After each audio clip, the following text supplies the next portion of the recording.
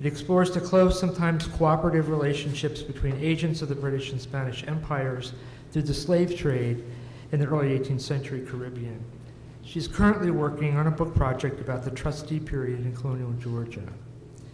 She's held fellowships through the John Carter Brown Library, the Charles Warren Center for Studies in American History, and the USC Huntington Early Modern Studies Institute. So it's my privilege to introduce and turn things over to Dr. Finucane.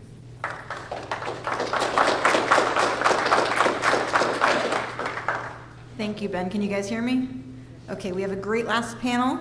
We're going to talk about implementing an ideal political theory and practice among the early presidents.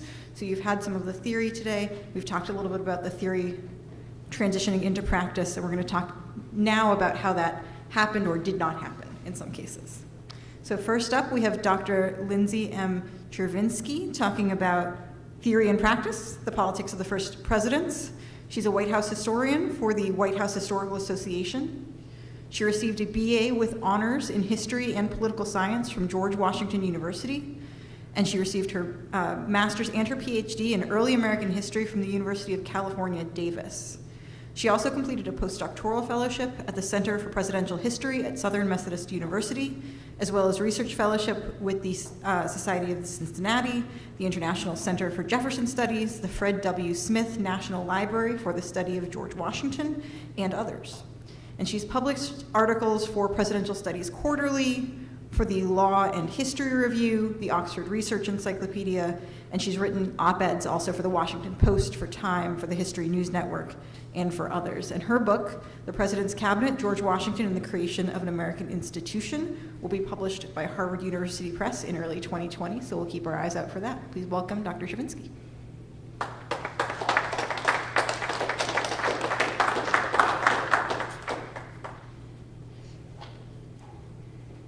Thank you all so much, everyone, for being here. I really appreciate it, and I would like to just echo my thanks to everyone who has organized such a fantastic day. I also apologize. I feel like I'm going to sneeze, which is a terrible way to start a presentation, so if that happens, I do apologize. On November 6, 1801, President Thomas Jefferson sent a circular to his department secretaries and attorney general. In it, he outlined how they would interact while they were in the administration, and in particular, how they would communicate and share information. In this circular, he described how President George Washington had run his administration, in particular, how all the secretaries had shared their official correspondence with Washington, their proposed replies, and how Washington would send suggestions back for everything that they sent out of their offices. If an issue came up that was particularly tricky, Washington would reserve it for a conference. Jefferson declared that through this method, he was always in accurate possession of all facts and proceedings in every part of the Union, and to whatever department they related. He formed a central point for the different branches, preserved a unity of object and action among them, exercised that participation in the gestion of affairs which his office made incumbent on him, and met himself the due responsibility for whatever was done. Jefferson closed by suggesting that they should adopt this course for the present. What makes this document so remarkable is that 1 year earlier, Jefferson had won election for the presidency, which he termed the Revolution of 1800. The voters had voted in Jefferson and other Jeffersonian Republicans on the promise that they would abolish the more monarchical aspects of the presidency and turn out the Federalists who they had deemed not proper Republicans. This is little r, Republicans. And yet, as Jefferson considered how he was going to structure the practices of his executive branch, arguably one of the most important parts of the presidency, he was saying that he was going to model his presidency off of George Washington, the first Federalist president. Discussing the political theory and practices of the early presidents could take weeks. So in the interest of brevity, I've decided to focus down my conversation to just a few topics. I'm not sure that there is a consensus about what the early presidents are, but in my mind, they are the first three. The first three for a number of reasons. One, they provide a number of really interesting comparisons in terms of personalities, leadership styles, transitions of power, change of parties. And by the time that Jefferson left office, many of sort of the unwritten structures of the presidency were in place for many decades to come. Second, I'm going to talk about the presidents and their cabinets for two reasons. One, it's what I know best. And two, because I think the cabinets offer us a really fantastic glimpse into the presidencies, how the individuals operated, what their relationships were like behind closed doors, and they also offer a really excellent way of examining presidents' relationships with Congress and with foreign nations. So I would like to start with Washington, of course. I've selected themes for each president that I think sort of govern their overall presidential style and how they interacted with their cabinets and with Congress. So I would argue that Washington as a man, as a leader, and as a president cannot be understood without fully considering his martial background. This ties in perfectly to Claire's paper because my whole theme is their previous experiences. So without knowing that she was talking about this comparison between experience and theory, they are all about experiences. So this is not to say that Washington did not believe in a civilian president. He absolutely did. He believed that military authority should be subverted to civilian authority, and he very much sought to bring that into the presidency, but every single thing about his personality and his approach to governing was informed by his military background. He sought efficiency, hierarchy, and powerful central authority in all of his endeavors, including the presidency and his relationship with Congress, and these are qualities that one associates with a lifetime of military experience and training. Washington's military experience took on additional weight because of the lack of written guidelines for what a president should do and how it should look, and the lack of precedents that he had to follow. So once in office, his militaristic approach to life and governing showed itself clearly. Article 2, Section 2 of the Constitution states that the president has the right or the authority or the duty, depending on how you look at it, to advise and consent with the Senate on matters of foreign affairs. Now, contrary to perhaps a 21st century interpretation of this clause, the delegates and the first office holders interpreted this as the Senate would serve as a council for foreign affairs. It was relatively small. It was only 26 members. That was a reasonable size for a president to go get advice. And Washington certainly expected that he would operate under these conditions. So shortly after taking office in August of 1789, Washington arranged for his first visit to the Senate to consult on a potential peace commission with the representatives from the Creek Native American Nation and members of the Carolinas. Now, prior to his visit, he met with a committee with the Senate to discuss how he would enter and where he would sit, and where would John Adams, as the president of the Senate, sit when he was in the room. All of these small things that we consider to be trivial, but given that it was the first time, they took on additional importance. He also shared all previous treaties that the United States had signed with Native Americans, and he announced his visit a couple of days ahead of time. On August 22nd, when Washington arrived at 11 a.m., he brought with him the acting Secretary of War, Henry Knox, who perhaps knew more about relations with Native Americans between the United States and those nations than anyone else. He brought Knox to answer any questions that the senators might have. He also brought an address that had a series of questions at the end of it, and he handed it over to Adams. Now, if any of you have been in New York City in August, you know what that's like. Now, if you take away the air conditioning, you can imagine what this building at 11 a.m. would have been like. Earlier in the morning, the clerk had opened a window in the search of a cool breeze, and as Adams read this address, all of the noise outside from Wall Street, which was the main street here, came in, including the horses pulling carriages and peddlers hawking their wares and pedestrians going by. And the senators heard almost nothing of what Adams had to say. It was not a very auspicious start to the relationship between the Senate and the president. The senators asked Adams to repeat the address again. They closed the windows. He gave it another go, and then he was met with silence. Some of the senators fiddled with papers, and some looked down and twiddled their thumbs, and most of them avoided eye contact. After a few moments, Senator William Maclay stood up and suggested that they refer the issue to a committee so that they could discuss it further and Washington could come back the following week. Now, reportedly, according to Maclay's description of this event, Washington lost that famous composure that Daniel mentioned, and he shouted, "This defeats every purpose of my coming here." He eventually regained this composure and he agreed to return the following Monday, but when he walked out, he reportedly swore that he would never again return for advice, and he didn't. He never went back. So Washington arrived expecting the senators to debate and to offer opinions and to answer the questions. Why, might you ask, was he expecting the legislature to act with promptness and efficiency? He was expecting them to operate like a council of war that he had convened during the Revolution. So during the war, Washington had frequently convened his officers in a council of war to discuss strategy, to discuss a potential location for their winter encampment, to discuss any sort of retreat that might be controversial. He used the councils to provide advice, to build consensus, or to provide political cover.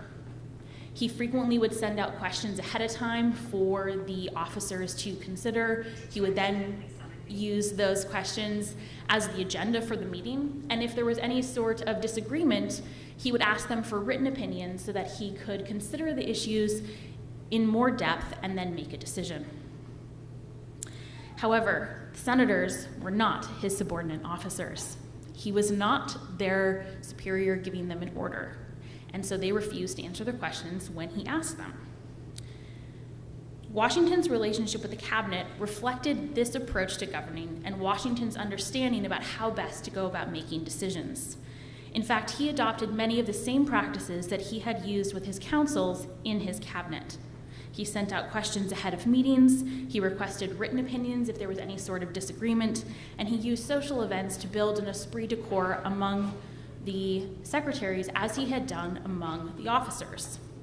He also used cabinet meetings for many of the same purposes as the councils. He used them to seek advice, to build consensus, or to provide political cover for controversial decisions. The cabinet meetings also served Washington's needs quite well. He was slow to make decisions. He preferred to consider all of the options, and then once he decided, he would implement his decision with firmness and alacrity. Cabinet meetings reflected this preference. He could ask the secretaries to share their opinions, they could duke it out in debates. It was a way to stress test their various points of view, and he was right there able to see all of it. And then he could take that information and go home, read their opinions in his own private office, and consider them and their merits before making a decision. So I just want to show a couple of pictures of where these cabinet meetings actually took place, because I think they're really helpful to show the private and personal nature of what the cabinet actually looked like. This is a 3D rendering of the president's house that I have created. It was one of the largest private homes in Philadelphia at the time. These are some pictures of what his private study would have looked like. It was a relatively small room. It was only 15 by 21 feet. As you can see, it's quite full of furniture, and there would have been 5 very large men in the room at the time. Washington was at least 6'2". Jefferson was quite tall. While Knox was shorter, he was notoriously rotund. And most of these meetings took place in the summer, especially in the summer of 1793. In Philadelphia, again without air conditioning, in this small room for several hours at a time, several days per week. It must have been an awful lot like a greenhouse. So Washington's militaristic approach to leadership and his deep conviction, and this is a picture of the cabinet, and his deep conviction and the need for a strong, independent executive were reflected in his relationship with Congress as well. At several key moments during the administration, Washington actively sidelined Congress and asserted executive authority.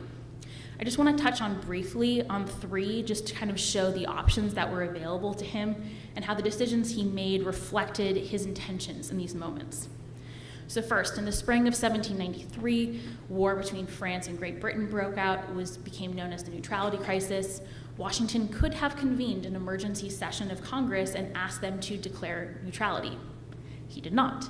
He instead issued a proclamation asserting American neutrality, and then, as Daniel mentioned, he tried to go about convicting citizens for not following that proclamation.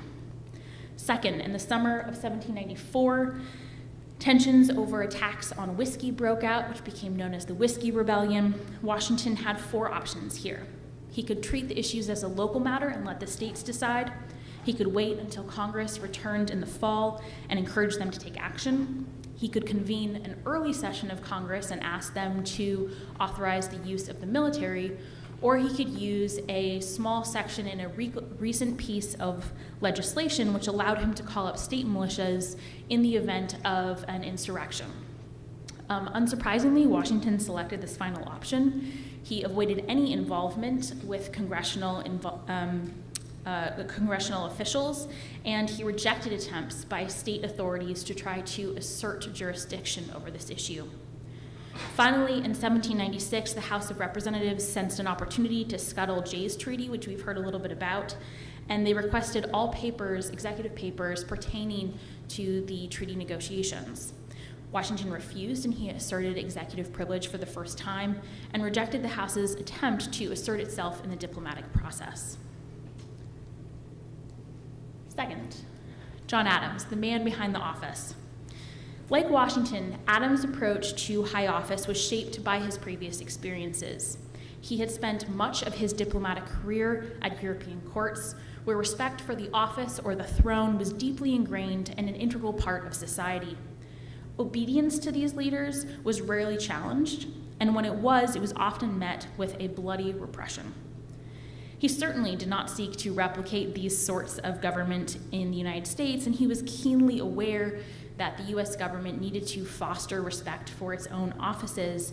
But I think that atmosphere sort of embedded itself in his brain, whether or not he appreciated it. And one way or another, he expected that the admiration and the authority that Washington commanded would be transferred to the office of the presidency, and he would be afforded the same dignity, respect, and obedience by his inferiors. Spoiler alert, that didn't really work out. Accordingly, Washington elected to retain Washington's department secretaries, partly because he wished to offer consistency and continuity, but also because he believed that they would remain loyal to him and to the office, and not to Washington or Hamilton, who they had been quite loyal to before. For the same reason, he believed that they would pursue his wishes and his goals even when he was out of town, sometimes for several months at a time. Adams also adopted many of Washington's cabinet practices. He had drafted annual addresses to Congress with secretaries' help in much of the same way. He sent out questions ahead of time before cabinet meetings for secretaries to consider. He used those questions as an agenda, and he requested follow-up opinions in writing if the secretaries disagreed. Now, to be fair to Adams, Washington had established the only precedent for what a president would look like and how that person would govern. It was what he knew, it was what the American people knew, and what they had, for the most part, accepted as what a president would be. Given that the peaceful transfer of power on the national stage was already quite a tense moment, and one was relatively unparalleled in modern history, Adams had good reason for following Washington's precedents. Adams' relationships with the secretaries actually, oh, I missed one. That's John Adams at court. This is him presenting his papers to King George. I call this the B team because these were Washington's secretaries at the end of his administration. Adams' relationship with these secretaries was initially pretty cordial. They only soured as their foreign relations goals really diverged. After the U.S. signed the Jay Treaty, tensions between France and the United States escalated. In early 1797, Charles Cotesworth Pinckney, the U.S. Minister of France, had been unceremoniously booted out of the country. Adams nominated a new 3-man peace commission that included the humiliated Pinckney, John Marshall, and Elbridge Gerry. Upon arrival, representatives from the French Foreign Minister, Charles Maurice de Talleyrand, sent 3 agents, which became known as the XYZ agents, to meet with the American commissioners, and they informed them that in order to begin negotiations, 3 conditions would need to be met. First, they would need to provide very large bribes for the French ministers. Second, they would need to apologize for a very offensive speech that Adams had recently given. And third, they would need to provide a very large loan, which the French would then, of course, turn around and use to fight its war against Great Britain.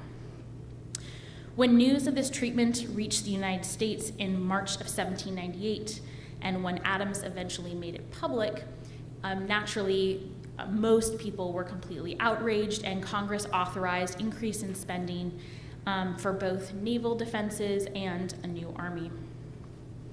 However, when Adams received back-channel assurances from Talleyrand that a new peace commission would in fact be treated much more favorably and that he was eager to discuss peace, Adams concluded that it was time to send a new commissioner, fresh start, and he nominated William Van Murray without talking to any of his cabinet secretaries or any of the members of his own party. Hamilton and other high Federalists, including the Secretary of State Timothy Pickering, Secretary of the Treasury Oliver Wolcott Jr., and Secretary of War James McHenry, among others, were outraged. Hamilton in particular relished the opportunity of leading an army in a battle against France, which of course would never happen if there was no war against France. While Adams was away in Massachusetts for his summer holiday, the secretaries in Hamilton pursued every opportunity to delay the voyage of the new commissioners. It was only after the new Secretary of the Navy, Benjamin Stoddart, wrote to Adams and alluded to some of the machinations taking place that Adams hurried back to the seat of government. Unfortunately, relations with his secretaries did not much improve. In early 1800, Adams had heard rumors that some of the secretaries were scheming to replace him on the Federalist ballot. Although Adams believed this report, it was anonymous, and there wasn't much that he could do about it at that moment. And so he sort of let it lie until early May, when tensions really boiled over. Adams took them out on the unfortunate shoulders of James McHenry, who, while he was certainly quite loyal to Hamilton and a Hamilton lackey, was by no means a mastermind, which perhaps would better go to Pickering. Recognizing that he needed to make a bold statement, Adams asked Pickering to resign. It was an honorable way out for a gentleman to resign office, go back to private affairs. Pickering refused. He said he needed the office for financial reasons, to which Adams unceremoniously fired him. Now, it's not clear if Adams just understood that he needed to make a statement or what exactly he was trying to accomplish, but he left Wolcott in office. So it's clear that it wasn't really a complete cleaning house. It was more of a psychological statement that he was not afraid of Pickering. Somewhat ironically, Adams' removal of Pickering from office helped create the type of presidential-secretary relationship that he had expected to inherit.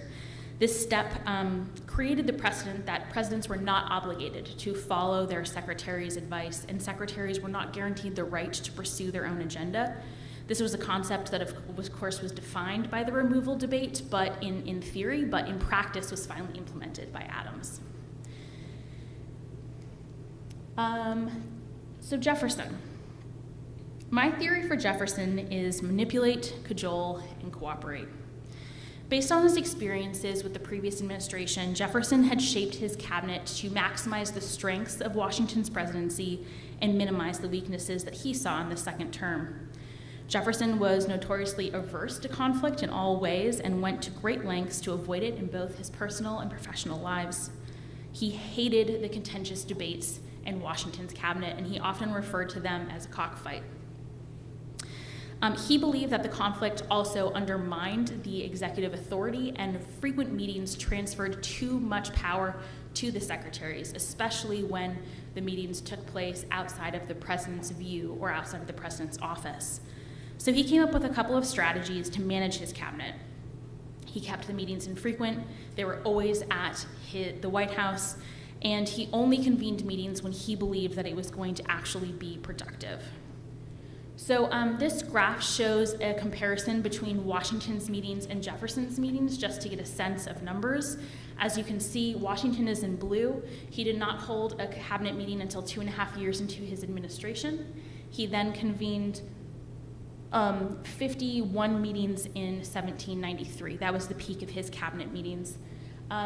Interestingly,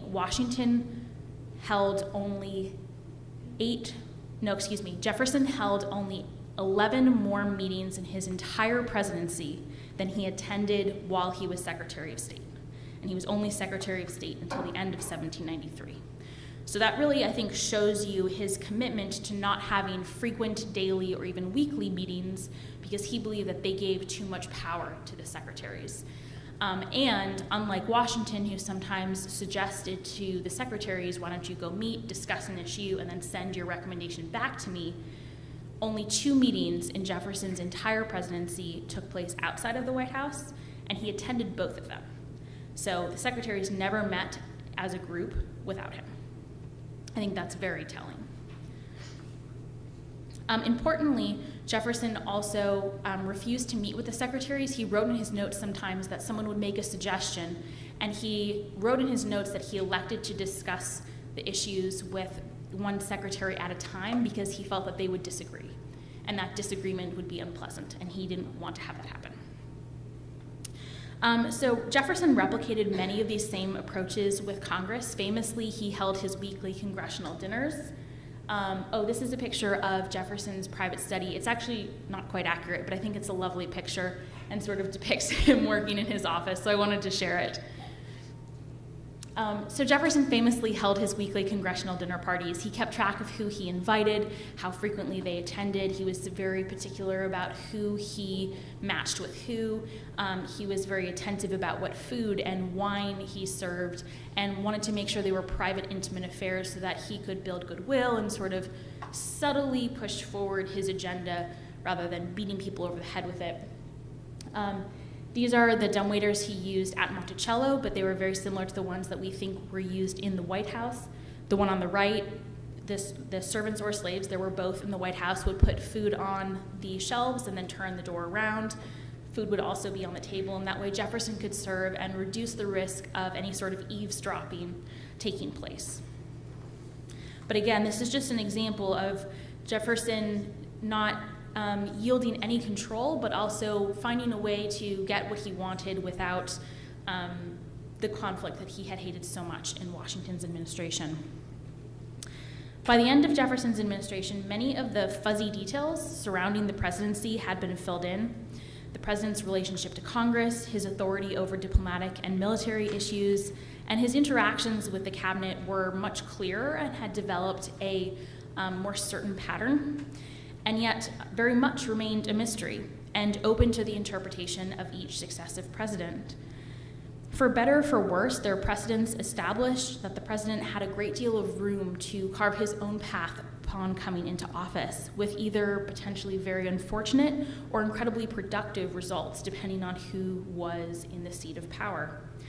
I would argue these realities, both the potential for a very powerful, effective presidency and the possibility for a new outcome with each administration, are the largest legacies of the early presidents. Thank you.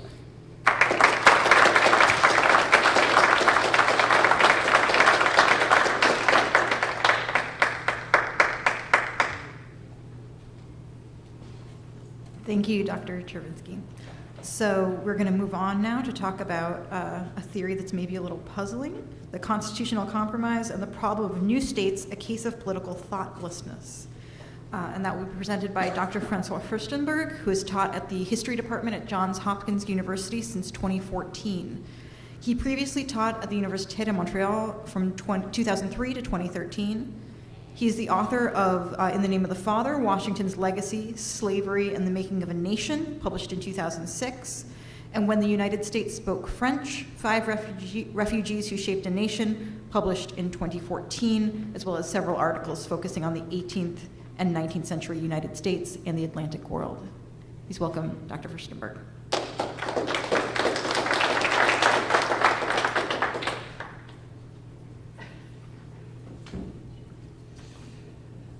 Well, thank you for that introduction. And can you guys hear me?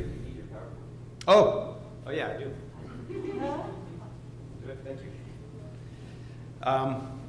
Like everyone else who has been coming up here, I want to join my word of thanks to Ben, Lo, to Stephen Engel, and to Zella, who's been a remarkable organizer. I must say, I've never felt so much like a VIP as I have at this conference. And I noticed that we have some books over here for sale after the talk. Everyone's books are here, and there's a little pile of my books over there. So if we sell out, we'll probably double my cumulative sales of books over their lifetime. And finally, let me thank Jonathan Ganap, who encouraged me to pursue this. I actually changed topics a little bit after my invitation, which is a very rude thing to do when you're invited to a conference, actually. But I've been working through a new idea, and he and I have been bouncing ideas around. So if you see problems with my talk today, just blame him. So I've broken my talk up into three parts. As you see, it's about the problem of new states, and what I want to do first is to talk about what I see as the problem, exactly if it even is a problem, and then I want to talk about the behavior, the inexplicable behavior as I see it, of the Constitutional Convention, and finally a brief survey of how things have evolved since the Constitutional Convention. And I don't really have any conclusions. I'm not sure what to make of the material that I'm presenting quite yet, but I hope that we can, sort of think it through together. So I'll begin by rehashing some very familiar territory, just so we're all on the same page here. One of the major concerns about the Articles of Confederation, which led, of course, to the Constitutional Convention, was that each state in the Articles had an equal vote. Virginia, with its 450,000 free population, had the same vote as Delaware, with its 50,000 free population. And this problem would be addressed famously by a new constitution. This compact between the states, which the Articles of Confederation had been, would now become a compact among the American people. We, the people, as I learned today, Governor Morris wrote. So I don't have to rehearse all this in great detail. We all know the opening plan of the Constitutional Convention, the Virginia Plan, which would have representation in the new government based solely on population or on taxation, but not explicitly by state.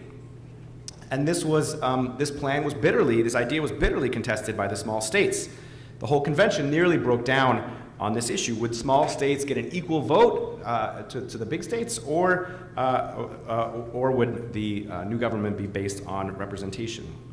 I think it was probably, I think it's fair to say, the central debate of the Constitutional Convention. James Madison certainly thought so. The threatening contest in the Convention of 1787, he later wrote, did not turn on the degree of power to be granted to the federal government, but on the rule by which states should be represented and vote in the government. The small states were unmovable on this position. They, as I say, they threatened to walk out. One delegate from Delaware warned that if states did not get an equal vote in the Senate, they would find some foreign ally to support them. I do not, gentlemen, trust you, he said, staring at the delegates from the large states. The result is what we know today as the Great Compromise. The small states got their legislative branch. They got the Senate. And this is, of course, all very well known. This is sort of textbook fare here, right? And it leads to the distortions that we know about in American politics today. The Electoral College, not least, the Senate, with its dramatic distortions, the equal vote between Montana and California. But it seems to me that we've been missing an essential problem with this constitutional compromise. One that was little noticed at the time and has been almost entirely unnoticed, I think, ever since. The Constitutional Convention gave these huge powers to individual states, but they completely failed to specify who was getting these dramatic new powers.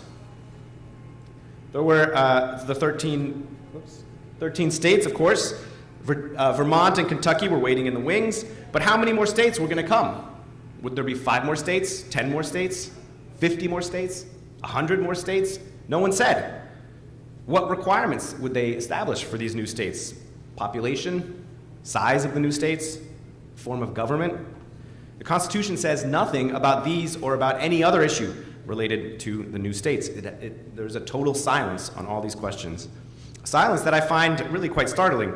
There was so much thought and debate given about the extent of the powers of individual states in the Constitution. It generated months of heated discussion.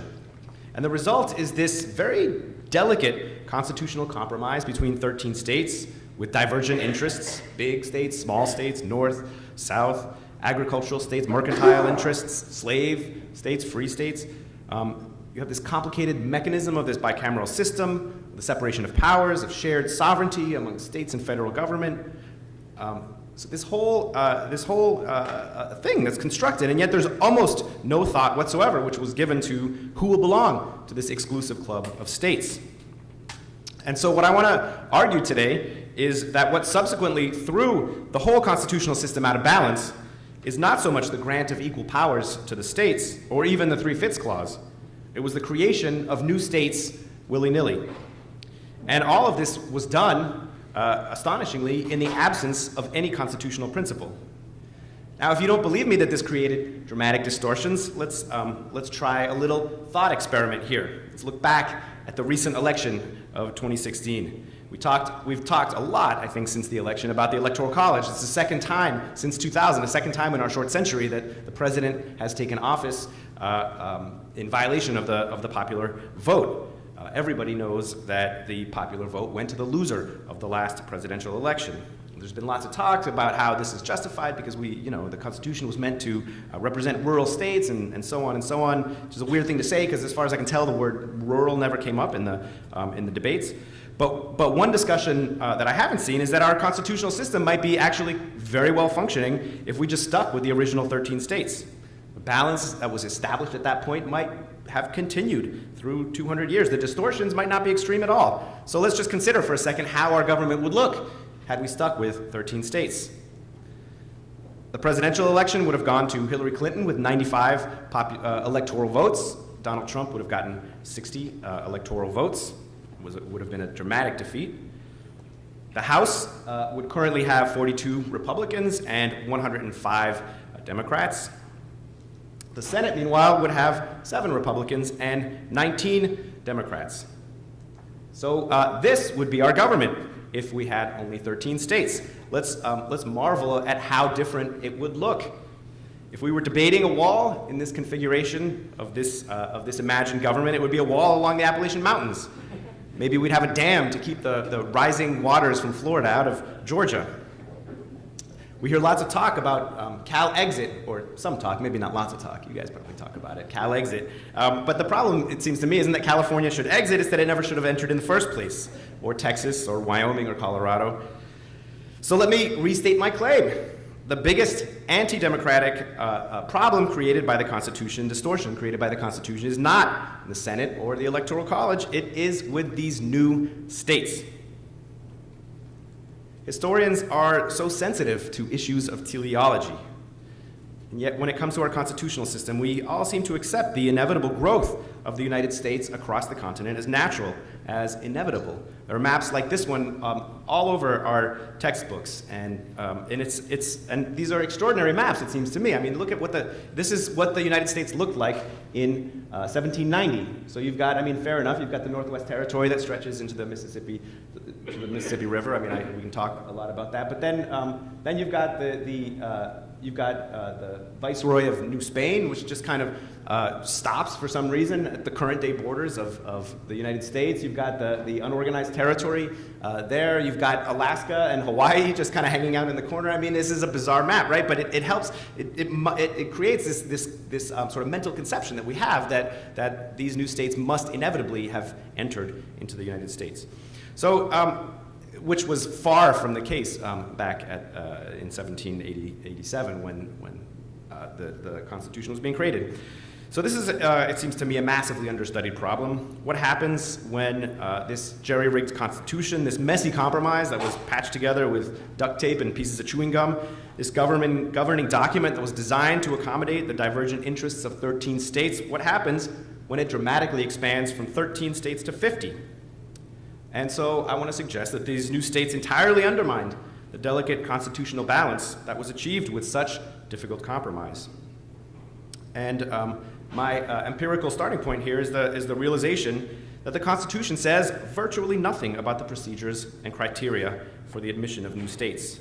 There's a big blank space where there should have been a good deal of reflection. So this brings me to the second part of the talk today, the Constitutional Convention. Fascinatingly, the rules that would eventually come to govern the admission of new states come not, in fact, from the Constitution, nor from any of the issues that were discussed in the Constitutional Convention or the ratification debates. Instead, they come from the document that the Constitution was meant to supersede. They come from the Articles of Confederation. So let's go back to the Articles for a moment. The Articles require supermajorities for all kinds of things. 9 of 13 states, 2/3, are required to declare war, to make treaties, to coin money, to borrow money, even to appoint a commander-in-chief of the army. Any amendment to the Articles of Confederation requires a unanimity of states. And, given the importance of the question, of course, the admission of new states requires a supermajority. According to the Articles of Confederation, Canada shall be admitted into the United States and entitled to all the advantages of the Union, so they're automatically in. But no other colony shall be admitted to the same unless such admission be agreed to by 9 states. So it requires a 2/3 majority. And notice the formulation. No other state shall be admitted unless. There's a kind of inherent sense that this is an uphill climb, that there needs to be some level of consensus to admit new states. In 1787, it's the government under the Articles of Confederation that passed the Northwest Ordinance. This is let's call it the rump government, shall we? The rump parliament. The second-tier folks who weren't impressive enough to get into the Constitutional Convention, they passed the Northwest Ordinance, which proclaimed that there shall be formed in said territory not less than 3 nor more than 5 states. Here, they're very specific, at least. Not less than 3 nor more than 5 states. And whenever any of these states shall have 60,000 free inhabitants, such state shall be admitted by its delegates into the Congress of the United States. And I'm just going to, this is the underlined section here, on equal footing with the original 13 states in all respects whatsoever. So isn't that intelligent of the Northwest Ordinance? They specify how many new states will be allowed to enter. They specify population requirements, and of course, because supermajorities are required for any important matter, they require 2/3 agreement of the Congress. And the very important clause here that new states will enter on an equal footing with the rest, which will, as we'll see, become a constitutional principle. But it's a very unusual constitutional principle in that it was developed not by the Constitutional Convention, but by the rump Congress that the Constitutional Convention annihilated. One of the interesting aspects of the rules specified by the Northwest Ordinance is that it's entirely unclear that Continental Congress even had the authority to pass this law. And if you don't believe me, I'll bring in the big guns. James Madison, who said in Federalist 38, Congress have undertaken to form new states, to erect temporary governments, to appoint officers for them, and to prescribe the conditions on which such states shall be admitted into the Confederacy. All this has been done, and done without the least color of constitutional authority. Okay. Given the absence of any specificity about these issues in the Articles, and given that the Articles of Confederation given the Constitutional Convention was called to fix the problems with the Articles of Confederation, one might imagine that they would spend some time debating this issue of admission of new states. Give it, let's call it, some color of constitutional authority. And in fact, in the Constitutional Convention, they did begin to discuss this issue of new states. Initially, several principles were laid out, were discussed in the Committee of Detail.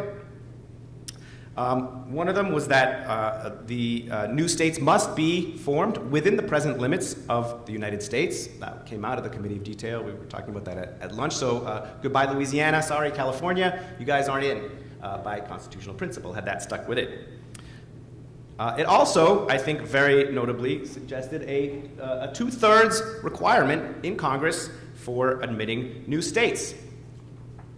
These notes, this sort of outline was then refined into some text that would maintain a 2/3 requirement by both houses of Congress to admit new states. That admission would be on the same terms as existed among the old states. So this is the principle of equal footing. Any new states would come in and have all the same rights and privileges that the old states would have. And then this issue comes up, this text comes up for debate. Turns out not everyone agrees with these principles of admission of new states. On July 5th, our friend, Governor Morris, stands up to argue, and he says that the rule of representation ought to be fixed as to secure to the Atlantic states a prevalence in the national councils. The constitutional guarantees ought to be in place to prevent the maritime states from being hereafter outvoted by the western states. So as a Marylander and someone who's always lived on an East Coast state, I must confess that this makes very good sense to me. Morris is by no means alone. Rufus King says, with regard to new states, there was something peculiar in the business which had not been noticed. By one of their ordinances, the United States have impolitically laid the Northwest Territory out into 10 states and have made it a fundamental article of compact that as soon as the number in any one state shall equal that of the smallest of the 13 original states, it may claim admission to the Union. It's possible, therefore, that 10 new votes may be added without the greater addition of inhabitants than are represented by the single state of Pennsylvania. So this is clearly a problem.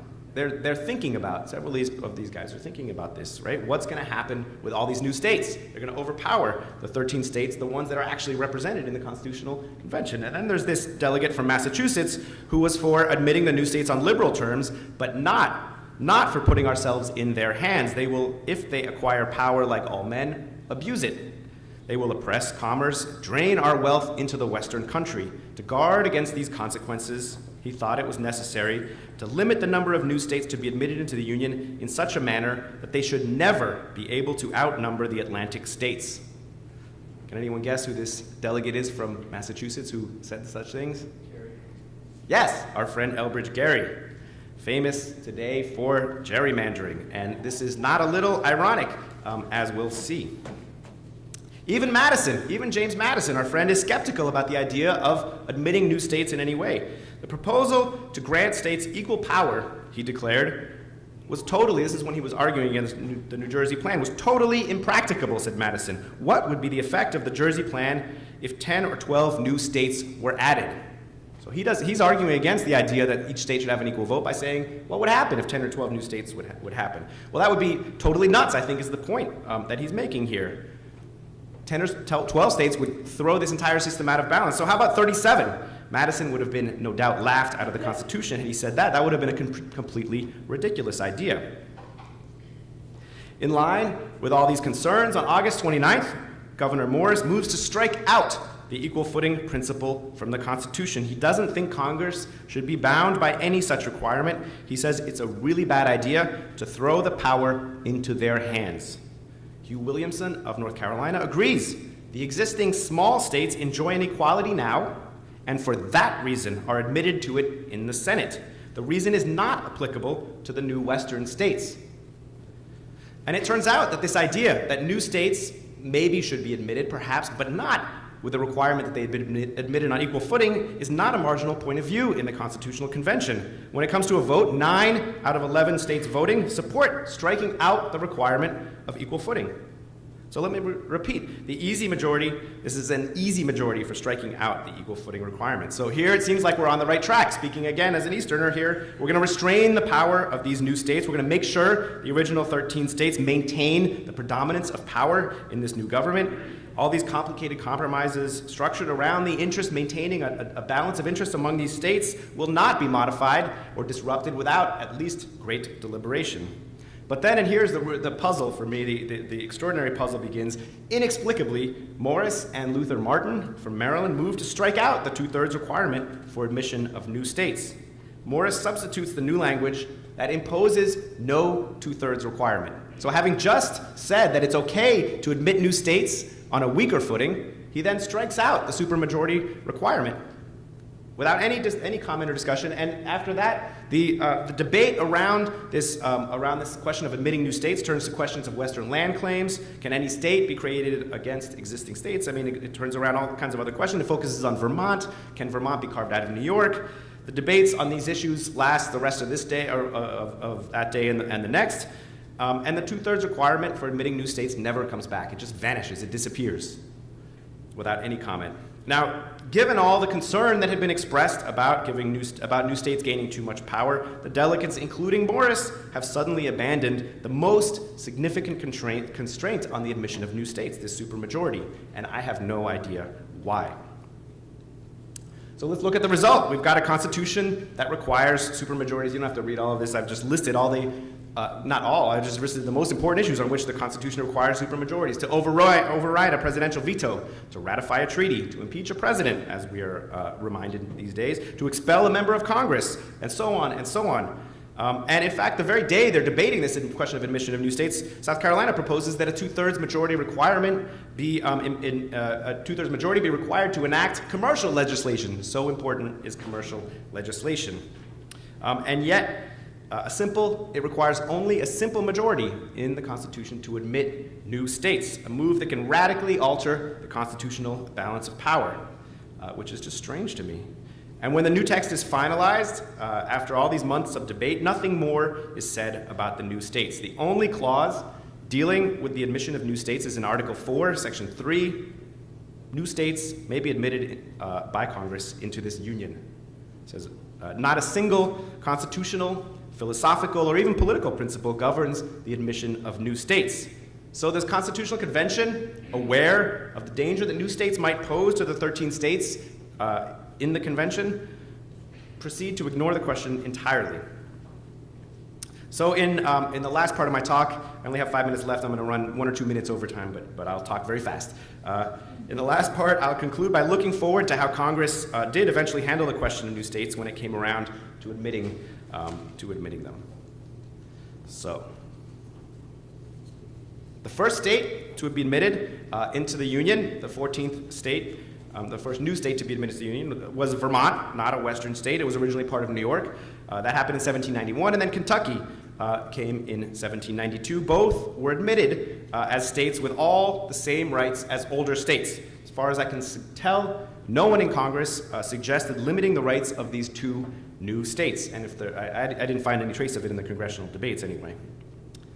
The language of equal footing then gets formalized in 1796 when Tennessee is admitted to the Union, and thereafter it will be part of the language for all subsequent state admissions, and it follows the wording not of the Constitution but of the 1787 Northwest Ordinance. The new Tennessee is admitted on an equal footing with the original states in all respects whatsoever.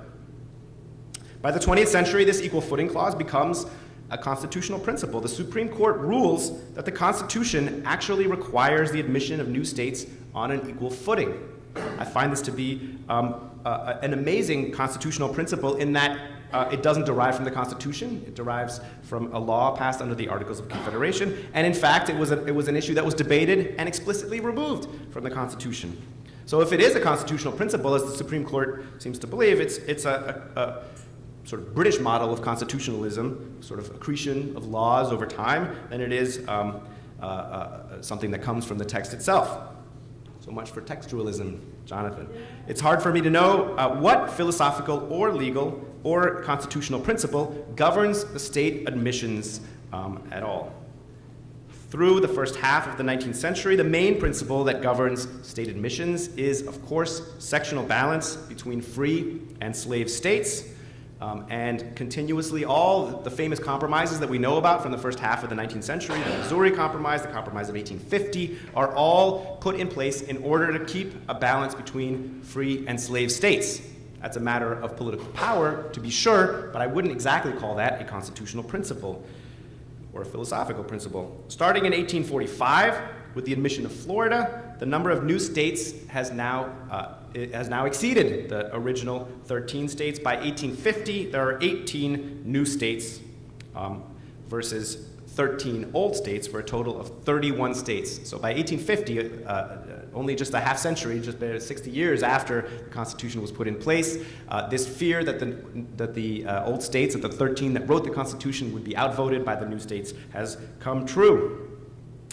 After the Civil War, nothing at all seems to govern the admissions of new states, although it's certainly worth further study. One notable moment happens in November 1889, and between November 1889 and July 1890, in a mere 9 months, 6 new states are admitted into the Union. That, as far as I can tell, is a clear record. Nothing else like it happens in American history. The admission of 6 new states seems to have been based purely on achieving temporary partisan advantage for the Republican Party. For the first time since Reconstruction, Republicans control the presidency and both houses of Congress, and so they sweep in 6 new states and 12 new senators, and they do this on a simple majority vote in Congress. And we are stuck with those 6 new states forever. The final 6 were 4 between World War I and the last 2, Alaska and Hawaii, in 1959, and then the admission of new states stops quite suddenly and inexplicably. Since 1959, our Senate has been frozen at 100, lines that were drawn arbitrarily on maps in response to the most contingent of political circumstances to gain temporary political equality among free and slave states, or gain temporary partisan advantage by the Republican Party, lead to political lines on maps that can never be unmade. It's now been 60 years since any new states have been introduced to the Union. We've never had a run like that. Why? I have no idea. Do we just like the round number of 50 states? Do we not want 3 million brown people in Puerto Rico introduced into the country, or at least voting in our legislative assemblies, or 600,000 people in Washington, D.C.? And the point here, the point I want to make is both a polemical one and a historical one. Every single one of the 13 states that created the compromise, the constitutional compromise, ended up losing. Delaware, the Bedford from Delaware in the Constitutional Convention said, when he was arguing for the equal admission, for the equal voting among new states, he said, Delaware now stands at 1/13 of the whole. When the system of equal representation obtains, Delaware will be 1/90th. And this was intolerable to him, that Delaware could have only 1/90th of the vote in Congress. And yet, Delaware now stands at 1/435th in the House and 2/100ths in the Senate. So if 1/90th was really impossible for him, making him willing to walk out of the Constitutional Convention, how are those numbers okay? These small states fought so hard to get equal voting rights into the Senate, and then they gave the whole thing up in the back door by this clause admitting new states on equal footing without any apparent reflection. And among the many ironies of this situation, it seems to me, is that we worry so much about gerrymandering today. The Supreme Court weighs in on it, historians write about it, and yet gerrymandered congressional districts that cause so much controversy and which must be redone after 10 years are often made with more reflection and more deliberation than went into carving out new states. In 1790, the population of Virginia, the largest state in the Union, was 747,000, including slaves. Today, there are more people in North Dakota. Why are there even 2 Dakotas, you might ask? Because some corrupt Congress in 1890 declared there should be. The 2 Dakotas today have a population together of 1.6 million, and they have 4 senators. California, meanwhile, with its 39 million, only has 2. The new states are, in effect, gerrymanders that can never be undone. At least they can't be undone by the color of constitutional authority. These states that were created one at a time, based purely on contingent political factors, remain with us forever. So I'll conclude with a quote from from Luther Martin. Quote from Luther Martin, not the same figure at all, who was a delegate to the Constitutional Convention from my home state of Maryland. In the great apportionment debate, he said, an equal vote in each state was essential to the federal idea. As I say, he and others were willing to walk out of the Constitutional Convention on this principle. The propositions on the table, he said, that would have imposed proportional representation in all the states were a system of slavery for 10 states. I wonder how Luther Martin would feel now. I think back to my imagined country of 13 states and the political configuration it would have today, and it seems to me that the opponents of the new small states, in a sense, got the last laugh here. It wasn't just the 10 small states, but all 13 of the original states that have become enslaved today. Thank you.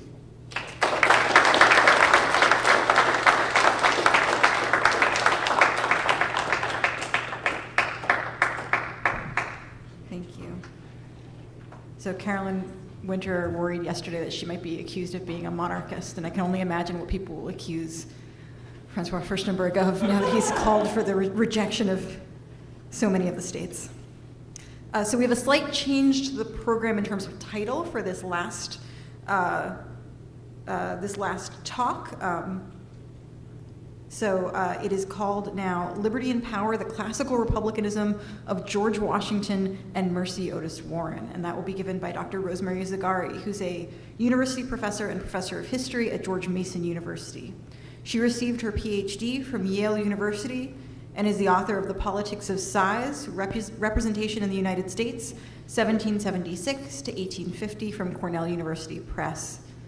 A Woman's Dilemma, Mercy Otis Warren and the American Revolution from Harlan-Davidson in 1995, and Revolutionary Backlash, Women and Politics in the Early American Republic, which was from the University of Pennsylvania Press in 2007. She's also editor of David Humphrey's Life of General Washington with George Washington's Remarks. And she's received numerous awards and fellowships, including 2 year-long fellowships from the National Endowment for the Humanities. And in 2009, she was elected president of the Society for Historians of the Early American Republic. So please welcome Dr. Zagari.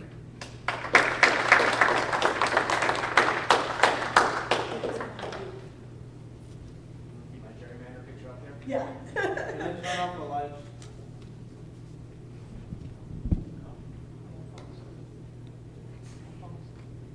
Well, thank you so much for having me, and I'm especially grateful to the faculty and staff here at Florida Atlantic and the Larkin family for sponsoring this conference. It's been really stimulating, and to the other participants for such a lively and interesting set of presentations.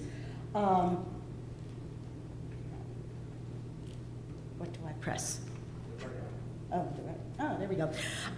So yes, I'm going to be a little bit more specific in what I'm talking about today. To talk about more, instead of talking about women more generally, I'm going to focus on the relationship between George Washington and Mercy Otis Warren, and hopefully draw out some interesting parallels between them. In 1790, soon after he became president, George Washington received a book dedicated to him from a female acquaintance, a woman named Mercy Otis Warren of Massachusetts. In her letter transmitting the book, Warren lavished praise on Washington, celebrating him as a hero who has, quote, united all the hearts in the field of conquest, in the lap of peace, and at the head of the government of the United States. Washington, too, knew of Warren, having heard tributes celebrating her poetical genius for her works published during and before the American Revolution. Warren shared more than a mutual admiration society, however. Underlying their common commitment to independence and the new American nation, both figures shared a belief in a particular set of ideas that historians call classical republicanism. Coming from a culture steeped in a knowledge of the classics, particularly in the history of ancient Rome, both Warren and Washington interpreted the Revolutionary era through a prism of classical Republican ideas. Both before and after the Revolution, they saw events unfolding around them as an expression of certain political themes that had persisted from the ancient world to the modern. These included an ongoing struggle between virtue and corruption, liberty and tyranny, slavery and freedom. They also believed that self-governing republics, though one of the highest forms of government, constituted a fragile kind of entity, subject to decay and decline. Only through constant virtue and vigilance could the people preserve their liberties against the encroachment of tyranny. Ironically, this shared belief in classical republicanism ultimately contributed to the demise of their admiration society. Initially, Warren envisioned Washington as the embodiment of a classical Republican hero. By the end of Washington's presidency, however, Warren had become disillusioned, deploying classical Republican ideas to provide a veiled critique of her former hero's failings. In Warren's mind, only one of them had stayed true to classical Republican values, and it wasn't Washington. As it happens, Warren and Washington were nearly exact contemporaries. Mercy Otis was born in Barnstable, Massachusetts in 1728. About 6 years later, George Washington was born in Westmoreland County, Virginia. Both were born to modestly well-off but not wealthy families. Although both Warren and Washington eventually arrived at a shared understanding of classical republicanism, they came to their views by different and somewhat surprising means. Typically, elite male politicians of the colonial era attended college, where the classics formed a central part of the curriculum and were read in original Greek or Latin, as Carolyn Winter tells us. Washington, however, did not attend college. An aspiring gentleman, he educated himself and read many works of ancient history, but in translation. He did not read Greek or Latin. His library included Plato's Republic, Livy's History of Rome, Suetonius's History of the 12 Caesars, and especially works by Seneca. The virtues celebrated in these works, such as frugality, simplicity, temperance, fortitude, and honor, became touchstones in Washington's life. Interestingly, and very atypically for the period, Mercy Otis Warren received a much more extensive formal education than the future president of the United States. Washington received her education at the hands of a local minister who also tutored her brother, James Otis Jr., who later became a brilliant lawyer and an early leader of the Revolutionary movement. Yet while her brother was headed to Harvard and learned Greek and Latin, Mercy did not. Like most girls, her future was limited by her sex. Her destiny was to be a wife and mother, and she actually later had 5 sons. Nonetheless, under her tutor's guidance, Warren read great works by authors such as Shakespeare, Milton, and Sir Walter Raleigh, as well as the Greek and Roman classics in translation.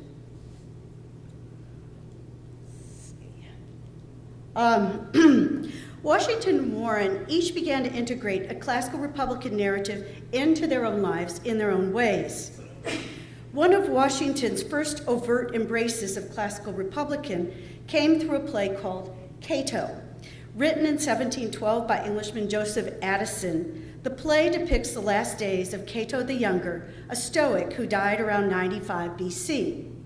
The focus of the play centers on Cato's brave resistance to the tyrannical Caesar, whose rule threatened to destroy the Roman Republic.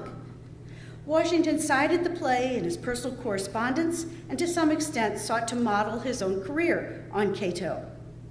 He also thought it would be good for the troops to learn about Cato. In May 1778, after the terrible winter at Valley Forge, Washington had his troops stage the play, a vivid reenactment of Republican virtues he thought would rebuild morale and reinforce the troops' commitment to the American cause. Washington's support for classical Republican ideas surfaced in other areas as well. Throughout his life, Washington identified with the ancient Roman figure of Cincinnatus, a Roman statesman and military leader who lived in the 5th century BCE. Cincinnatus was portrayed as a man who would give everything for the public good. According to Livy's History of Rome, Cincinnatus was at work on his farm when word came that the Roman Republic was in danger. Dropping his plow, he took up his weapons, sped to the field, and led his army to victory over Rome's enemies. After his success, he returned to his farm and field. Later, he was once again asked to serve as a temporary leader. He once again rise to the occasion. When the job was finished, he retired to private life. Washington's identification with Cincinnatus intensified after the Revolution when he became involved with the Society of the Cincinnati. Founded by officers of the Continental Army, led by Henry Knox and their French counterparts, the organization was meant to provide a transatlantic connection, a fraternal society for the officers in France and the United States who had served in the American Revolution. But more than a fraternal organization, it was also supposed to be a charitable group that would provide pensions to officers' widows and former officers in need. From the beginning, however, the society proved to be a lightning rod for controversy. Some Americans claimed that a group of former military leaders joined together might disrupt and undermine their new government. They worried that the society would become a cabal that would challenge the power of the people's duly elected representatives. Even more controversial was its membership rules. Membership was to be hereditary, passed down to the eldest son of each original member. Yet this provision rubbed many Americans the wrong way. One of the reasons they had fought the revolution was to reject aristocracy and eliminate hereditary privilege. The specter of an exclusive military organization based on hereditary principles flew directly in the face of such ideals. Washington had initially been an enthusiastic member and was the society's first president. But as opposition grew, he reconsidered his position. He demanded reforms of the society, including the abolition of the provision regarding hereditary membership. His demands met with resistance. Some local societies adopted the changes, others did not. Disenchanted, Washington began to distance himself from the society and no longer wore his Eagle membership badge in public. Much like the real Cincinnatus, Washington no longer gave his unreserved support to an organization whose purposes he had come to suspect. So as we've seen, Washington embraced classical republicanism from an early stage in his career. Through his actions, even more than his words, he demonstrated his commitment to securing liberty against tyranny, fostering civic virtue, and promoting the common good. He abhorred the wanton abuse of power and was willing to sacrifice his life for his country. By the mid-1780s, however, he began to have his doubts about whether a union made up of 13 separate republics and linked only through the Articles of Confederation could remain united. As a result, when asked to serve first at the Philadelphia Convention and then as the country's first president, he left retirement to take the presidency. Cincinnatus remained an important role model. Whereas Washington expressed his classical republicanism primarily in the way he lived, Mercy Otis Warren actually articulated a more coherent and consistent theory of classical republicanism through her writings. Warren entered the political arena reluctantly. Known for her gifts as a writer, Warren, her husband, James Warren, and John Adams, and other family friends began to urge Mercy Otis Warren to begin to write for the public in the period before the American Revolution. But in the 18th century, politics was regarded strictly as a male affair. A woman who dared to speak or write about politics often met with public hostility or private derision, or be taunted as a manly woman who transgressed into male territory. Fully aware of these prejudices, Warren told John Adams that she was fearful of crossing, quote, beyond the line of her sex. Calming her fears, her husband told her, "God has given you great abilities. They are now to be called into action for the good of mankind, for the good of your friends, and for the promotion of virtue and patriotism." Obliging their requests, Mercy began to turn out a series of poems and satirical plays in the service of the patriot cause. Even so, her husband praised her, saying she had, quote, a masculine genius. So that's how deeply embedded this idea of writing or talking about politics was at this time. Imbued with her reading of the classics, Warren routinely infused her writings with classical Republican themes and ideas. In a letter to her friend Abigail Adams, she signed herself Marcia, the name of the wife of the Republican orator Hortensius. Adams called herself Portia, who had been Cato the Younger's daughter and Brutus's wife. While their husbands were away on public business, Warren and Adams would take on the role of good Roman matrons. Yet Warren was well aware that this role required immense sacrifices of a personal and economic nature, and she struggled to be true to her Republican ideals. As she told her friend Hannah Winthrop, "Who in these modern days has arrived at such a degree of Roman virtue as not to begrudge the costly sacrifice?" So she aspired to these ideals, but she still recognized that she fell short. But even more than her private writings, Warren's public writings reflected her commitment to classical republicanism. In Warren's view, the colonists' civic virtue was the pivot on which resistance to Britain must turn. In her early poems and plays, she called on Americans to meet Britain's assaults against their rights and liberties with unified resistance. In a poem written in the 1770s, Warren encouraged women to boycott a huge array of imported British goods and to put economic pressure on Great Britain. Quote, "By quitting the useless vanities of life," she proclaimed, "women would make it possible at once to end the great political strife." Such sacrifices would fortify the Americans as they prepared to defend their rights, possibly by taking up arms. "They'll fight for their freedom," she announced, "and for virtue bleed." In another work, she concluded, "These are the sentiments which make us men." Again, politics is identified as manly in that good classical Republican mode. Much as her poems echoed classical Republican themes, her plays expressed these ideas even more explicitly. These plays, I should add, were not meant to be performed, but meant to be read, perhaps in a parlor. They were really more in the nature of political satire or even political propaganda. They were published in newspapers or as pamphlets in Massachusetts and circulated beyond. The Adulator from 1772, the Defeat from 1773, and the Group from 1775 lambasted British assaults on colonial liberties and portrayed Massachusetts figures who embodied either the British royal officials in Massachusetts or their opponents. The Adulator is really a scathing satire about the hated Lieutenant Governor Thomas Hutchinson.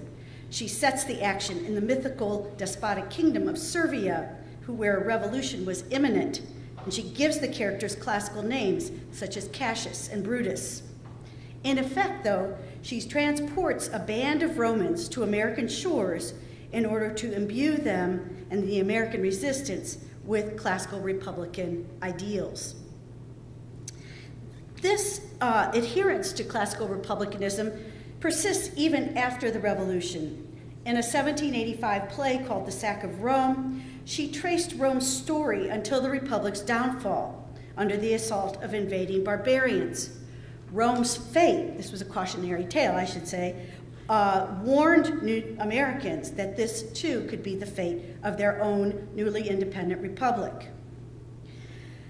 By the 1780s, even as she continued to publish and write and adhered to classical Republican ideals, Warren's admiration for George Washington came to be tested.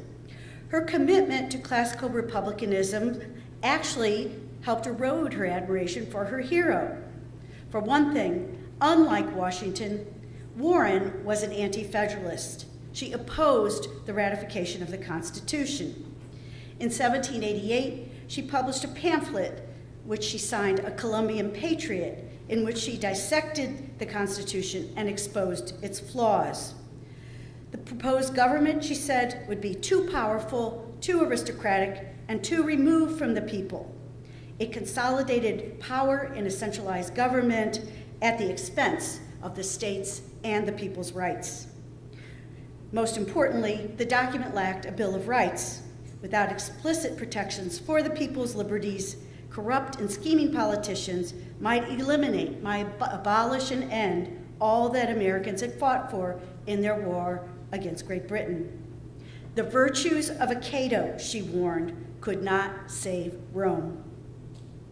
Although the adoption of a Bill of Rights later placated her somewhat, Warren never truly felt comfortable with the form of government that the Constitution introduced and in which Washington served as the first president.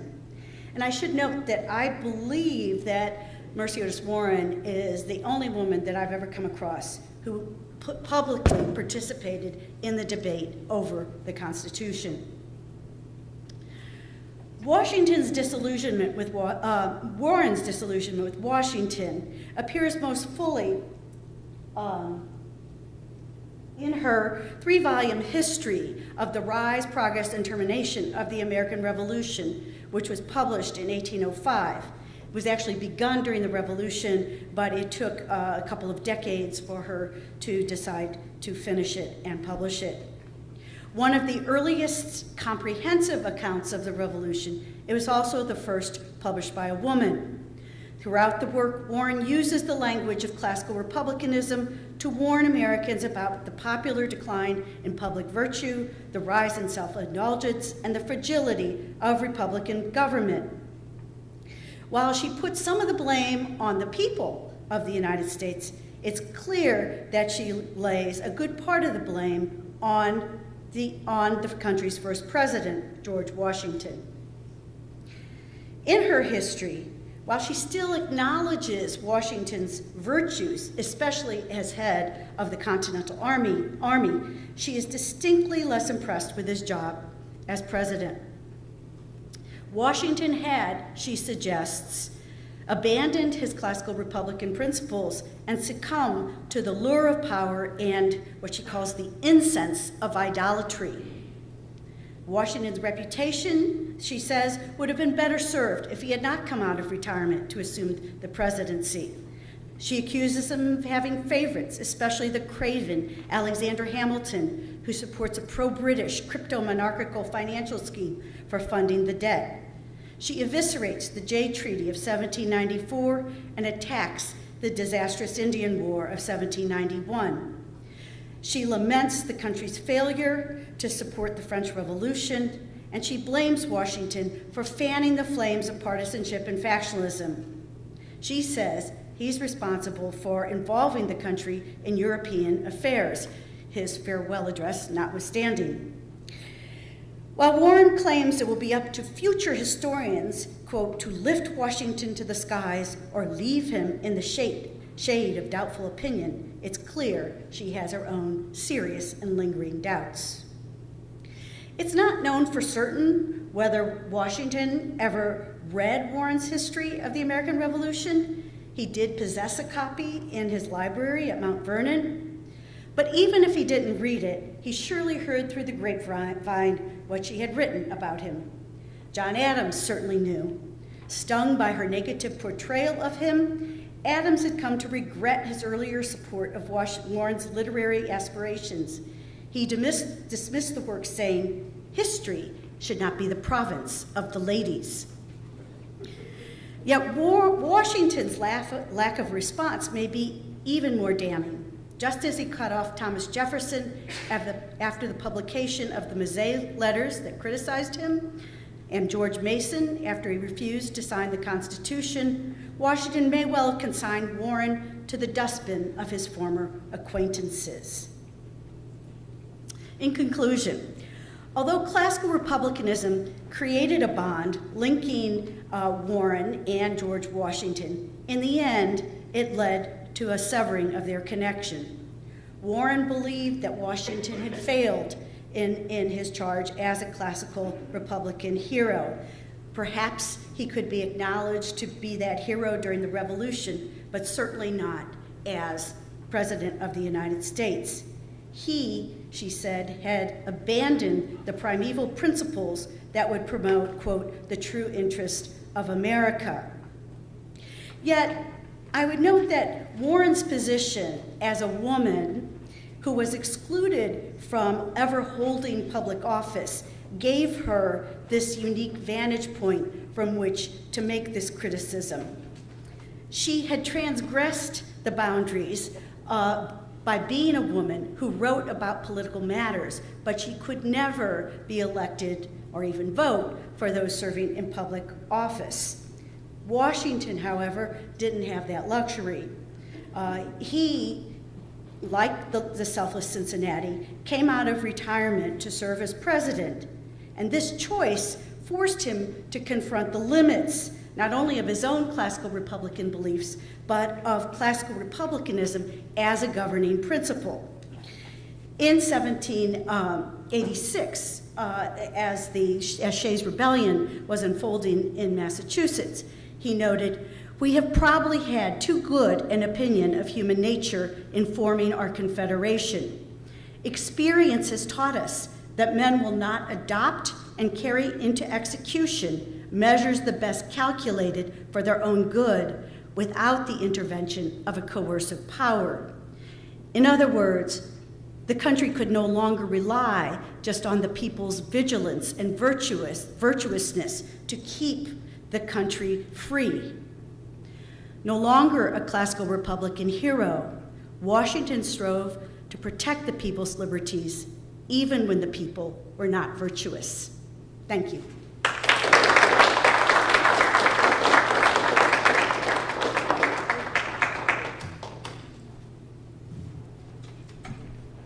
Thank you all for 3 wonderful papers. So we're going to invite our panelists to come up, and we will have a short time for questions. Does anyone have any questions?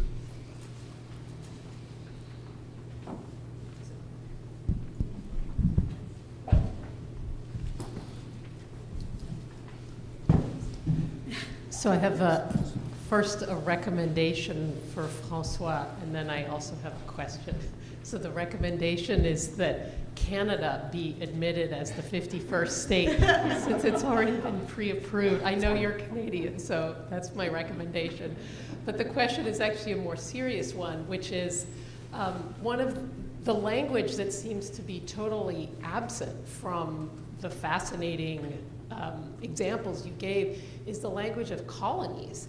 And it just appeared in one document very early on. So there seems to be this very strange vision of state formation or nation formation, which is that they just sort of get glued on like Legos out of thin air, and that there's not a developmental model of state formation in which they first begin as territories or colonies, and then they gradually kind of come into maturity as states. So I just wanted to hear you talk about that.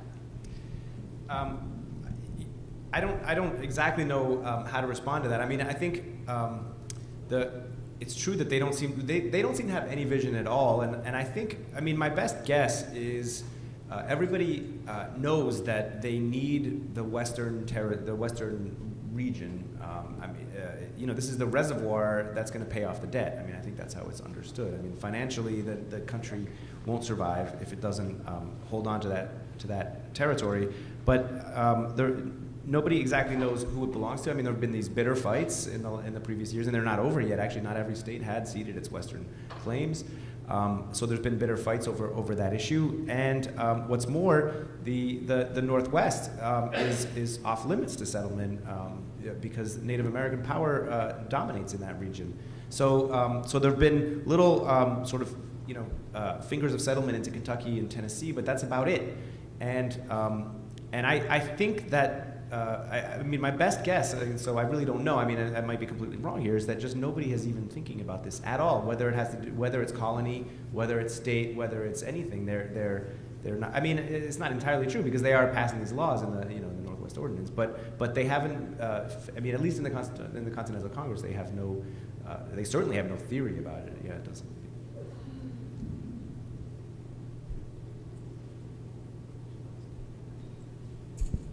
Okay, so first of all, what time is it? 4:30? 4:30. All right, so secondly, okay, let's play what if. What if, okay, could you turn it up, please? It's loud, we can hear it. Okay, so the question is, you talked about how America needed this Northwestern Territory thing, this Western Territory. Okay, so let's play what if. What if America, for some reason, even though they needed it to pay off a debt, right? What if, for some reason, they got Canada and they didn't obtain the Northwestern Territory, And like you just answered her, essentially the country, you know, would end itself. What would it be like? Could you explain that? This is the great fear of many people, that if they can't hang on to this territory in the Northwest or in the West period, that the 13 states will be, the existing states will be riven by faction and eventually plucked one by one back into the arms of either the French or the Spanish or the British Empire, or, you know, plucked into some sort of alliance and become this sort of warring faction of states. You know, we're in the realm of sheer speculation. Maybe that might have happened. Maybe it wouldn't have. Maybe they would have hung together and been able to form a nation out of it. But it's you know, it's sort of intriguing to think about. And it is. I mean, I think it's really important to think about, actually, because as I said when I was talking about that map, you know, if we relocate ourselves in the 1780s, there is. I mean, the vision extends as far as the Mississippi River, and that's contested. You know, that entire region between the Appalachians and the Mississippi is bitterly contested. The vision does not extend to the Pacific Ocean. Never mind, you know, it doesn't extend to the Rockies. You know, it doesn't.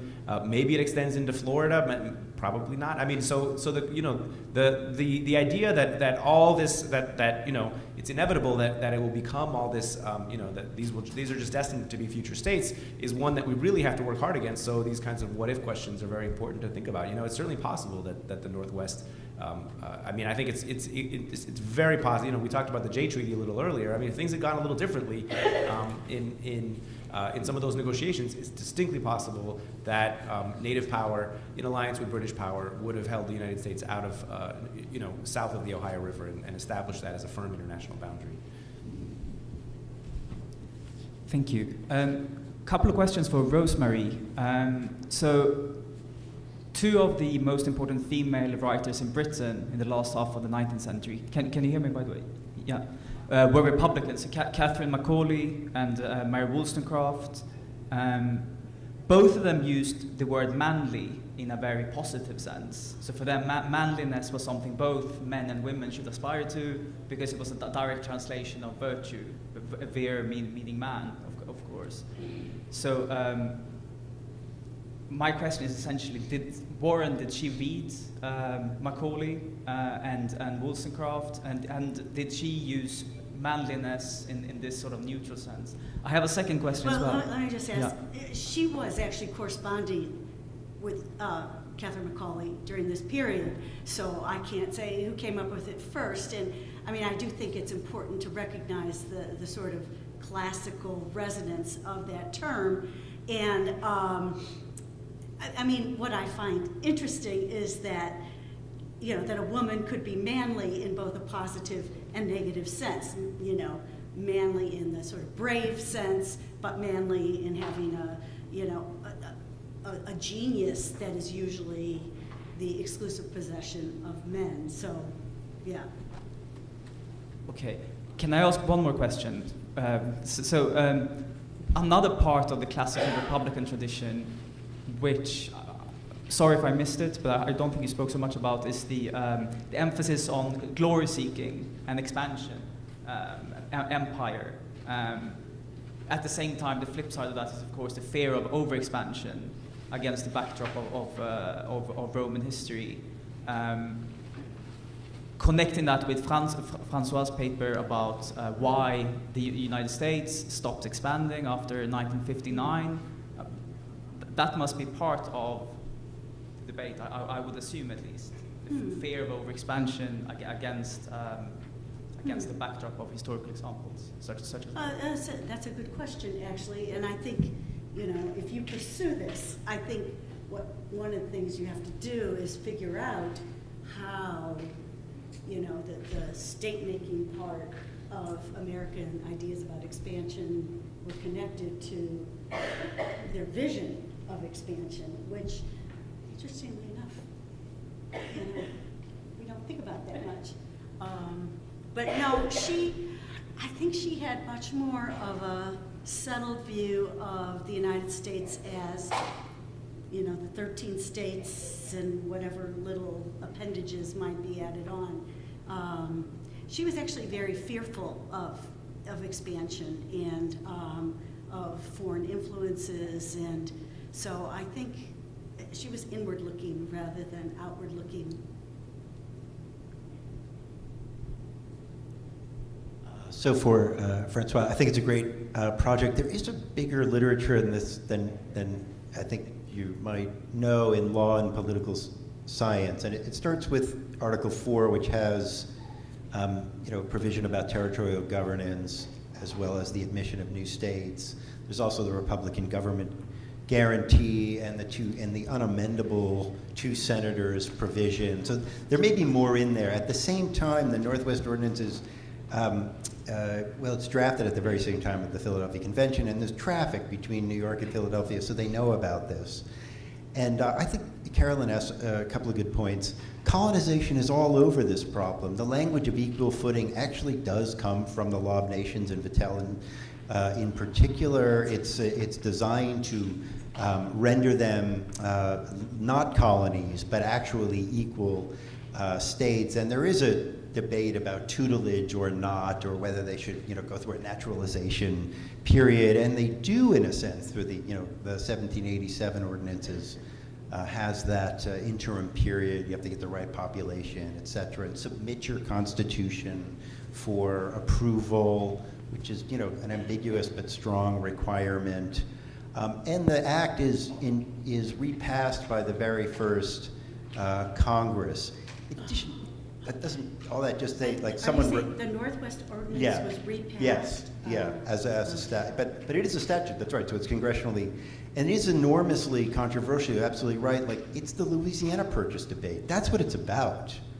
And it's the Hartford Convention. Governor Morris changes teams at that point because they're fearing the growth of the slave states, and it's all over the Missouri Compromise. All to say that it's a great topic. There's a lot going on, but I do think they're talking about this a lot. And if you're thinking from the 1787 convention forward, they make a couple of mistaken assumptions. And one is that the southern states are going to grow massively in population. And that turns out, it's actually, that would have been plausible, better agriculture, let's say, but, and the other is that slavery's on the way out. And that was probably wishful thinking, but it was, and I think you might want to explore the interaction in that 2/3 debate, the interaction and the timing between the defense of southern prerogatives, commercial treaties, and I bet there's got to be some interaction there. But I do think that there's more going on articulately at the time. They do see this as a problem, and they don't settle it constitutionally, but leave it for statutory resolution. Yeah, thanks for those comments. That's terrific. It only seems to me to heighten the problem even more so, though. If there is more debate and discussion about this than I've seen, then it still then it raises an even starker form the question: why didn't they put in some protections in the constitutional, in the Constitution itself, rather than just sort of inherit for new states gaining excess power and unbalancing the old states. It's a little unclear to me why that was not thought to be. Given that it was raised as a potential problem, why it wasn't addressed. And there is no debate that I can see anyway about the removal of that 2/3 provision. It just disappears and no one ever talks about it.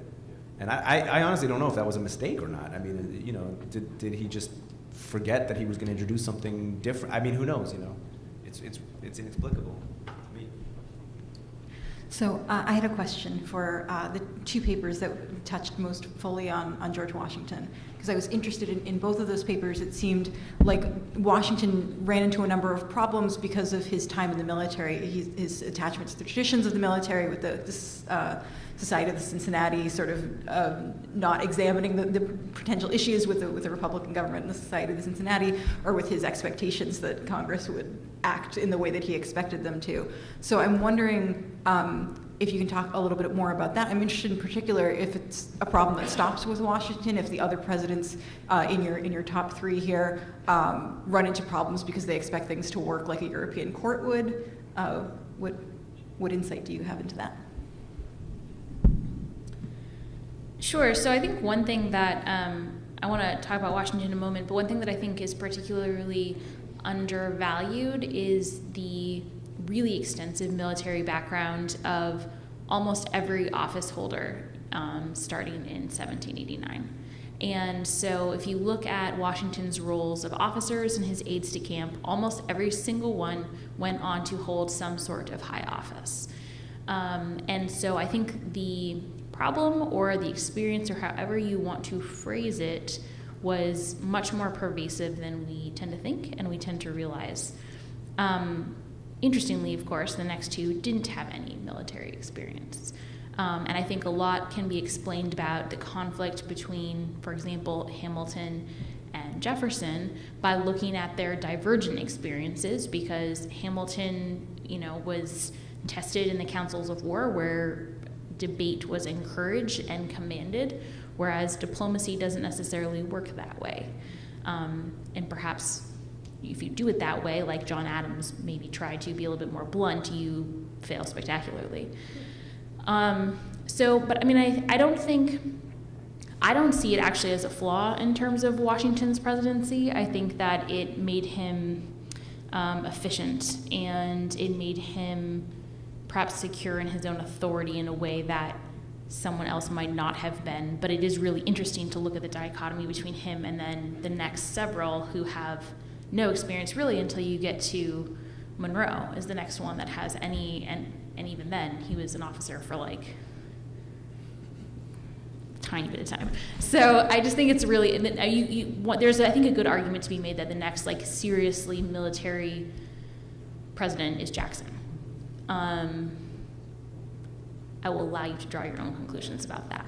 It's interesting that the military context, which one imagines to be much more hierarchical, actually fosters more tradition of debate and Yes, discussion than absolutely. the political background, which these other guys did have. Absolutely. Sitting in legislative halls and Well, and there are also different visions of like what masculinity perhaps should look like as well, and how one carries oneself. But that's a really fascinating point. I hadn't really thought of it that way.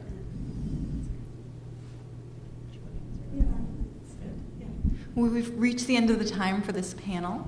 Thank you, everyone, for participating. We do have some words to close us out by Dr. Ben Lowe.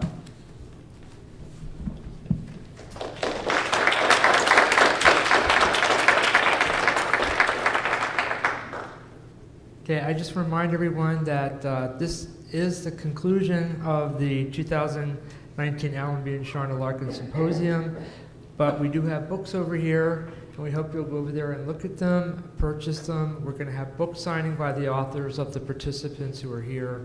So we'll do that for a little while after we finish here. I want to thank all the participants who were here in today's panels for their outstanding papers, and also for Dr. Winter and her excellent talk yesterday. Over the next several months, I'm going to be working on collecting edited versions of these papers for a volume of essays on political thought and the early American presidency. So I'll be contacting all the participants shortly with details on that. And from what I've heard over the last couple of days, I have to say I think a lot of this that we're going to see in this book is going to be groundbreaking research. So I hope all of you have a great afternoon. And for those of you that travel, I wish you safe travels back to where you came from. And I thank you again.